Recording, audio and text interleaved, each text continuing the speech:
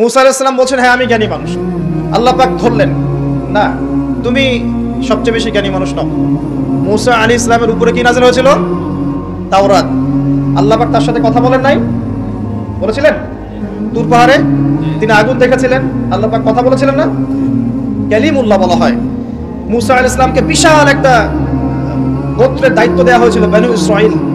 এবং কোরআন খুললে আপনি প্রত্যেকটা জায়গায় দেখবেন মুসা আর ফেরাউন, মুসা আর ফেরাউন, তাই নয় কি? এত বড় একজন জলিল এবং কাদের নবী, আল্লাহ পাক তাকে বলছেন, না তুমি সবচেয়ে জ্ঞানী মানুষ নও। তিনি প্রশ্ন করছেন, তাহলে কে সেই জ্ঞানী মানুষ? তিনি অস্থির হয়ে যাচ্ছেন। আল্লাহ, আমি তার সাথে দেখা করতে চাই, I want to meet him, আমি তার সাথে দেখা করতে চাই। সে কোথায়? প্রয়োজনে তার সাথে দেখা করতে যদি আমাকে যুগ যুগ ধরে চলতে হয়, রাস্তায় হাঁটতে হয়, তাও হাঁটবো। কথা বুঝতে পারছেন? আল্লাহ পাক বললেন, ঠিক আছে। মাজমাউল বাহরাইন, দুই সাগরের মিলন স্থল বলে একটা কথা আছে। মাজমাউল বাহরাইন, দুই সমুদ্র যেখানে মিলে গেছে, সেখানে তুমি আমার ওই বান্দাকে পাবে। তার নাম হচ্ছে খিদির। কি নাম? খিদির। খিদির মানে হচ্ছে শ্যামল বা সবুজ।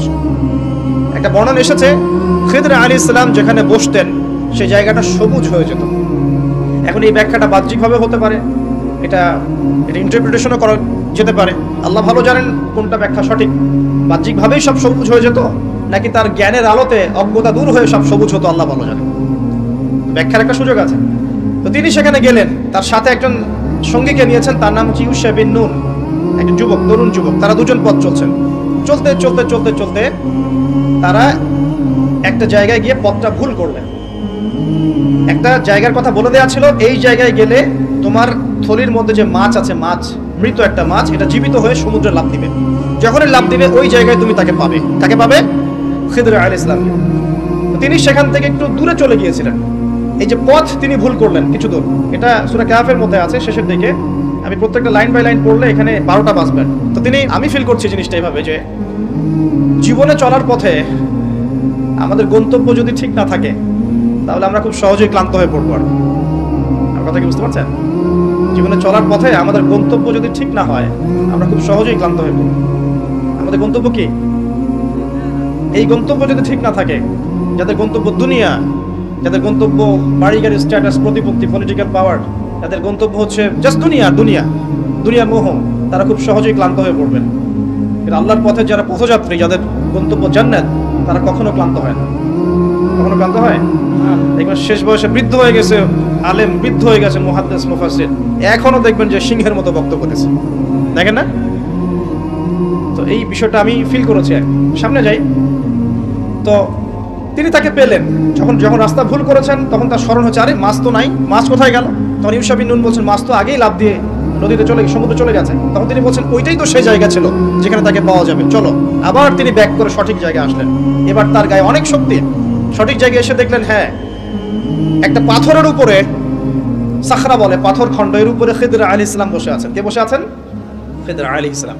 এবং তিনি তাকে সালাম দিলেন, আসসালামু আলাইকুম ওয়া রাহমাতুল্লাহ। তো খিদির আলাইহিস সালাম বলছেন, ওয়ালাইকুম আসসালাম ওয়া রাহমাতুল্লাহ। এই জনমানব শূন্য জায়গায় সালাম কোত্থেকে আসলো? তখন মুসা আলাইহিস সালাম বলছেন যে, আমি মুসা।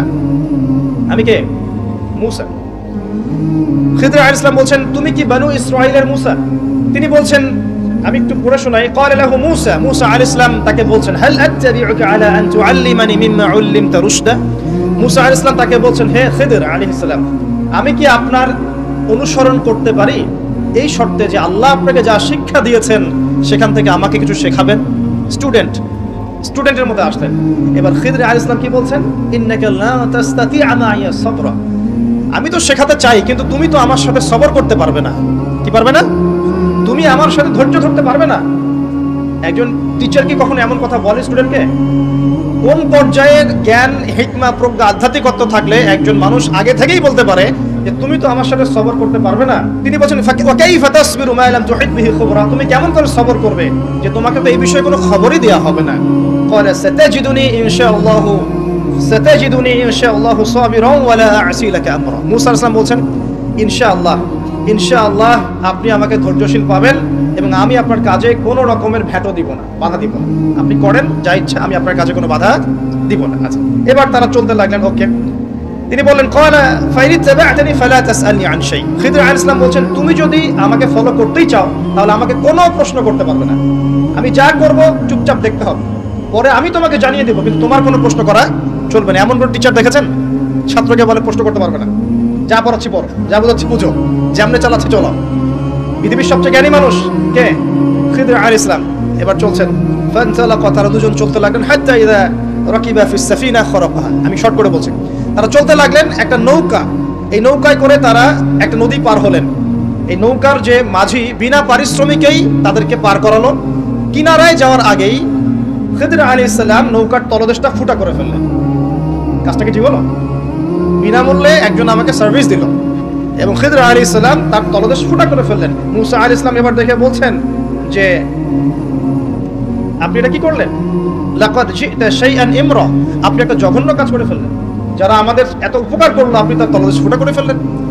এবার খিদর আলাইহিস সালাম বলছেন, আমি তো বলেছিলাম, আলাম আকুল লাক, আমি তোমাকে কি বলি নাই, ইন্নাকা লা তাস্তাতিআ মা'ইয়া সাবরা, তুমি আমার সাথে সবর করতে পারবে না। এবার মুসা আলাইহিস সালাম বলছেন যে ঠিক আছে, লা তুআখিযনি বিমা নাসিত ওয়া লা তুরহিকনি মিন আমরি উসরা, আমি যেটা ভুলে গিয়েছিলাম এই বিষয়ে আমাকে আর পাকড়াও করেন না, এরপর থেকে আমি আর কোনো সমস্যা করব না ইনশাআল্লাহ। ঠিক আছে। আবার তারা চললেন, চলতে পথে এবার একটা বালকের দেখা, ছোট। ফানতালাকা হাত্তা ইযা লাকিয়া গুলামান ফাকাতালা, এবার তারা চলতে গিয়ে একটা গোলাম, মানে কি ছোট বালককে গোলাম বলে না, জান্নাতে গিলমান থাকবে না ছোট ছোট বাচ্চারা, গোলাম, তাকে ডেকে নিয়ে এসে খিদর আলাইহিস সালাম, এটা তো নৌকা ফুটা করাকে তিনি চ্যালেঞ্জ করলেন, এবার তো বাচ্চাকে ফুটা করে ফেলেছে। এবার তিনি বলছেন যে সুবহানাল্লাহ, ক্বালা ক্বালা আকাতালতা নাফসান যাকিয়াতান বিগাইরি নাফস লাকাদ জিতা শাইআন নুকরা, আপনি নিষ্পাপ একটা নিষ্পাপ পবিত্র একটা বাচ্চাকে এভাবে হত্যা করে ফেললেন, আপনি তো একটা জঘন্য অপরাধ করে ফেললেন। কে বলছেন এই কথা? মুসা আলাইহিস সালাম। আবার তিনি বলছেন, ক্বালা আলাম আকুল লাক ইন্নাকা লা তাস্তাতিআ মা'ইয়া সাবরা, আমি কি তোমাকে বলি নাই তুমি আমার সাথে সবর করতে পারবে না? শেষবারের মতো, ক্বালা ইন সাআলতুকা আন শাইইন বা'দাহা ফালা তুসাহিবনি, এরপর যদি আমি আরেকটা কোশ্চেন করেছি তাহলে আমাকে আর সাথে নিয়েন না। কে বলছে এই কথা? মুসা আলাইহিস সালাম, যিনি বলছেন আমি জ্ঞানী মানুষ, যার উপর তাওরাত নাযিল হচ্ছে। এবার ফানতালাকা, তারা চললেন, হাত্তা ইযা আতায়া আহলা ক্বরিয়াতিন ইসতাতআমা আহলাহা ফাআবাউ আন ইউদাইফুহুমা ফাওয়াজাদা ফিহা জিদারান ইউরিদু আন ইয়ানকাদ্দা ফাআকামা ক্বালা লাউ শি'তা লাত্তাখাযতা আলাইহি আজরা। ঘটনা হচ্ছে এই যে তারা এবার চলতে পথে একটা গ্রামে প্রবেশ করলেন, গ্রামের লোকজনের কাছে মেহমানদারি চাইলেন, পানি খাবার নাস্তা পানি কিছু হবে, কোনো মেহমানদারি পেলেন না। অনেকটা আমাদের দ্য সিটি অফ আখিরুজ্জামানের মতো আর কি, আমাদের হচ্ছে পশ্চিমা সভ্যতার যে বস্তুবাদী জীবন ব্যবস্থা, প্রতিবেশীকে খোঁজ নেওয়ার সময় নাই, ভিক্ষুক আসলে মাফ করো মাফ করো। আচ্ছা না, এখন কি মানুষের উপকার করতে খুব বেশি পছন্দ করে? সত্যি কথা বলেন দেখি, বেশিরভাগ মানুষই কি এখন মানুষের উপকার করতে পছন্দ করে? বরং বাসায় মেহমান আসলে মানুষ বিরক্ত হয়। বাসায় মেহমান আসলে কি হয়? মানুষ বিরক্ত হয়, মুখে না বললেও মনে মনে বিরক্ত হচ্ছে, কবে যাবে। বাসায় গেলে জিজ্ঞাসা করে খেয়ে আসছেন না, গিয়ে খাবেন, জিজ্ঞেস করে না তো। মানুষ কিন্তু এখন বস্তুবাদী। এই যে গ্রামটা ছিল এমনই হয়তো না, সেই গ্রামের মানুষ খাবার দিচ্ছে না, সিম্পল একটা মানে একটা সৌজন্যবোধ যে খাবার পানিতে আপ্যায়ন করছে না। কিন্তু খিদর আলাইহিস সালাম দেখলেন ওই গ্রামের কোনো একটা বাসার একটা দেয়াল পড়ে গেছে, ধসে গেছে। এই দেয়ালটাকে তিনি নিজের হাতে পুরো নির্মাণ করে শক্ত একটা জায়গায় নিয়ে গেলেন। এটা দেখে মুসা আলাইহিস সালাম বলছেন, আপনি চাইলে কিছু আজর বা প্রতিদান নিতে পারতেন, কিছু পারিশ্রমিক নিতে পারতেন, মেহমানদারি করলো না, কিছু পারিশ্রমিক নিলে আমরা কিছু কিনে খেতে পারতাম। তো এবার খিদর আলাইহিস সালাম বলেন, হাদা ফিরাকু বাইনি ওয়া বাইনাক, এই হলো তোমার আর আমার মাঝের ফিরাক, মানে বিচ্ছেদ, এরপরে তোমার সাথে আমার আর পথ চলা হলো না। আমাদের নবী মুহাম্মদ সাল্লাল্লাহু আলাইহি ওয়াসাল্লাম বলেছিলেন হাদিসের মধ্যে, যদি সেদিন মুসা আলাইহিস সালাম এভাবে কাউন্টার প্রশ্নগুলো না করতেন, অনেক জ্ঞান হয়তো শেখা যেত, কিন্তু এটা হলো না। প্রথমে যে বলেছেন খিদর আলাইহিস সালাম, ইন্নাকা লা তাস্তাতিআ মা'ইয়া সাবরা, তুমি আমার সাথে সবর করতে পারবে না, এটা কি ফলেছে না ফলে নাই? ফলেছে না ফলে নাই? আচ্ছা, এবার চলেন সামনে। তিনি বিচ্ছেদের আগে বলছেন, ঠিক আছে, যাওয়ার আগে আমি তোমাকে জানিয়ে দিব কি কারণে আমি এই কাজগুলো করেছি। এক নাম্বার, আমি যে নৌকাটা ফুটা করেছিলাম, আমি শর্ট করে বলছি, ওই নৌকা যদি ফুটা না করতাম তাহলে এই সমুদ্রের পিছনে একটা জলদস্যুদের দল ছিল, এরা ভালো ভালো নৌকাগুলোকে হাইজ্যাক করে, সিজ করে নেয়। এই নৌকা ফুটা আছে, এই নৌকা তারা নিবে না। বাহ্যিক চোখে মনে হচ্ছে যে আমি ওই ব্যক্তিদের ক্ষতি করেছি, আসলে আমি ওই ব্যক্তিদের কিন্তু উপকার করেছি প্রকৃত অর্থে। তুমি সেটা বুঝতে পারো না, কারণ তুমি বাইরের চোখ দিয়ে দেখেছো, আর আমি আল্লাহ পাকের মারেফত দিয়ে দেখেছি। কথা কি বুঝতে পারছেন? দ্বিতীয় যে বাচ্চাটাকে আমি খুন করেছি, বা খুন না, এটা খুন বলা ঠিক হবে না, হত্যা করেছি, সেই বাচ্চাটাকে আমি নিজেরই হত্যা করি নাই, আল্লাহ পাকের আদেশে করেছি। কারণ এই বাচ্চা যদি বড় হতো তাহলে এই বিশ্বের বড় কাফেরদের একজন হতো। যদি ফেরাউনকে ছোটবেলায় করতো তাহলে কি ফেরাউন বড় হতো? আচ্ছা, যাই হোক, যদিও এটা তাকদীর বা কাদার। এটা আমি আল্লাহর আদেশে করেছি, আমি নিজের মন গড়া কোনো মানে দর্শনে কাজটা করি নাই, আল্লাহর হুকুমে করেছি। তৃতীয় যে দেয়ালটা আমি নির্মাণ করেছিলাম, ওই বাড়িতে থাকে 2 জন এতিম বালক, যাদের পিতা এবং মাতা খুবই সৎ ছিল। কি ছিল? সৎ ছিল। এখানে একটা ছোট্ট কথা বলে দেই, আপনি আমি যদি পিতামাতা হিসেবে সৎ হই, সৎ হই, নেককার মুত্তাকি পরেজগার হই, আমাদের বংশধরদের ভালো মন্দ দেখার দায়িত্ব আল্লাহ পাকের। এই যে খিদর আলাইহিস সালাম বহু বছর বয়সে এখানে এসেছেন, পিতামাতা অনেক আগেই মারা গেছেন, ওই খিদর আলাইহিস সালামের হাতে এতিম বালকের খেদমত আল্লাহ পাক করে দিলেন। বুঝতে পারছেন কথা? এতিম 2 বালকের এই দেয়াল ছিল, এই দেয়ালের নিচে ওই 2 এতিম বালকের পৈতৃক রেখে যাওয়া কিছু সম্পত্তি আছে মাটির নিচে। যদি দেয়াল নির্মাণ না করতাম, মানুষ ওই সম্পদ নিয়ে চলে যেত। এখন দেয়াল দিয়ে আমি এটাকে শক্ত করে দিয়েছি, এরা যখন বড় হবে তখন সেই সম্পদ পাবে। তো বাহ্যিকভাবে তোমার কাছে মনে হয়েছে আমি বিনা পারিশ্রমিকে অহেতুক একটা কাজ করছি, সত্যিকার অর্থে আল্লাহর হুকুমে আমি সেটা দেখেছি যা তুমি দেখতে পারো নাই, আমি সেটা বুঝেছি যা তুমি বুঝতে পারো নাই। এরপরে তাদের বিচ্ছেদ হয়ে যায়। আমি আপনাকে একটু দেখাই যে এখানে দেখুন, 3টা ক্ষেত্রেই মুসা আলাইহিস সালাম বাহ্যিকতাকে প্রাধান্য দিয়েছেন, কিন্তু খিদর আলাইহিস সালাম ইন্টারনাল আইজ বা আমরা যেটাকে বলি ইন্টারনাল অবজারভেশন, এটাকে প্রাধান্য দিয়েছেন। আপনি আর আমি যদি খিদর আলাইহিস সালামের মতো মুত্তাকি, পরহেজগার, জ্ঞানী, নিরহংকারী এবং বিনয়ী হতে পারি, কোরআন এবং সুন্নাহর মানদণ্ড চর্চা করে, ইখলাস ঠিক রেখে, নিয়াত ঠিক রেখে, শুধুমাত্র আল্লাহ পাকের সন্তুষ্টির জন্য আল্লাহর পথে দাওয়াতের কাজ, মেহনতের কাজ, দিনের প্রচার প্রসারের কাজ করতে পারি, ইনশাআল্লাহ তাআলা আপনার যদি হৃদয়টা কলবুন সালিম হয়, কলবের মধ্যে নূর থাকে, আল্লাহর মারিফত থাকে, ইনশাআল্লাহ আপনি এমন কিছু দেখবেন যা সবাই দেখবে না, আপনি এমন কিছু শুনবেন সবাই শুনবেন, আপনি এমন কিছু উপলব্ধি করবেন যা সবাই করতে পারছে না। এখানে 3টা ক্ষেত্রেই খিদর আলাইহিস সালাম এমন কিছু দেখেছেন, বুঝেছেন যা মুসা আলাইহিস সালাম পারেন নাই। পৃথিবীর সবচেয়ে জ্ঞানী মানুষের এক্সাম্পল আপনাকে দিচ্ছি আমি। এই 3টা ঘটনা আপনি কি বুঝলেন? বাহ্যিকতা আর রিয়েলিটি, মানে যেটা দেখা যাচ্ছে বাহ্যিক চোখ দিয়ে, আর রিয়েলিটি বাস্তবতা এক জিনিস না। দেখেন, খিদর আলাইহিস সালাম কিন্তু একদিনে একা একা হয়নি। প্রথমত আল্লাহ পাক তার সম্পর্কে কি বলেছেন একটা কথা বলে দিই।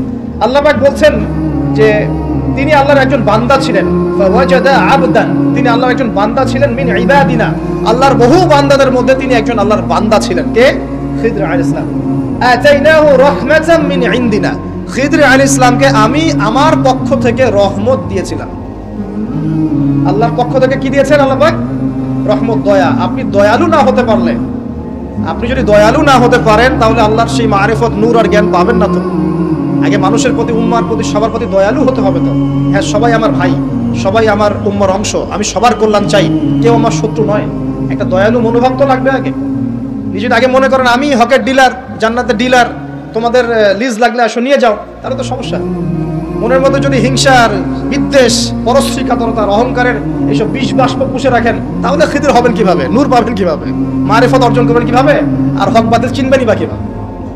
নিজে চিনবেন না, মানুষকে চেনাবেন কিভাবে? এই কারণে দেখবেন যে ওয়ার্ল্ড অ্যাফেয়ার্স নিয়ে কোনো কথা বললে বলে ভবিষ্যৎবাণী করছে, অথচ এটা বাস্তব বর্তমান, সেটা খেয়াল নাই। যেটা বাস্তব বর্তমান সেটাকে ভবিষ্যৎবাণী করছে। পুরো ওয়ার্ল্ডের ইকোনমিক সিস্টেম একটা ভয়ঙ্কর হুমকির মুখে আছে। বড় বড় যারা ইকোনমিক্সট, যারা মিলিটারি অ্যাফেয়ার্স নিয়ে পড়াশোনা করেন, তারা বলছেন যে এই বিষয়গুলো ওয়ার্ল্ডের সামনে দাঁড়িয়ে আছে। আর পড়াশোনা করে কোরআন সুন্নাহর জ্ঞানের সাথে এই যুগোপযোগী জ্ঞানগুলোকে একত্রিত করে যখন আমরা এগুলোর সলিউশন দেওয়ার চেষ্টা করছি, বলছে গণক, বলছে ভবিষ্যৎ বক্তা, বলছে অমুক তমুক। অথচ ইসলাম, আলেম ওলামা এবং যারা দ্বীনের দায়ী, মোবাল্লিগ, তাদের কাছ থেকে জনগণ আসলে আশা করে কি? আপনারা কি আমাদের কাছে শুধু এটাই আশা করেন? ওয়াজ মাহফিলের এখানে বসবো, সুবহানাল্লাহ বলা শেখাবো, আলহামদুলিল্লাহ পড়লে কত নাকি হয় এটাই শেখাবো, হ্যাঁ মাসলা মাসাইলগুলো শেখাবো, এতটুকুই যথেষ্ট? হাত বাঁধবেন কোথায়, রফুল ইয়াদান করবেন কি করবেন না, আমিন জোরে নাস্তে, এগুলো নিয়েই কথা বলবো খালি? আমরা কি খালি এই আধ্যাত্মিকত্বের বিষয়গুলোই, ইবাদত বন্দেগীর জীবনের কথাগুলোই বলবো? ইসলামে কি ইকোনমিক কোনো সেকশন নাই? ইসলামে কি পলিটিক্স নাই? ইসলামে কি জিও পলিটিক্স নাই? ইসলামে কি অন্যান্য ফিলোসফিক্যাল থটসগুলো নাই? তাহলে যুগ এবং জিজ্ঞাসার সমাধান আপনারা আমাদের কাছে আশা করেন কি করেন না? যুগ এবং জিজ্ঞাসার যে সমাধান, এটা তো আপনার আলেম ওলামার কাছে আশা করবেন, তাই নয় কি? না কার কাছে আশা করবেন? কে দিবে আপনাকে সমাধান? এখন এই সমাধান দেওয়ার জন্য যোগ্যতা কি লাগবে?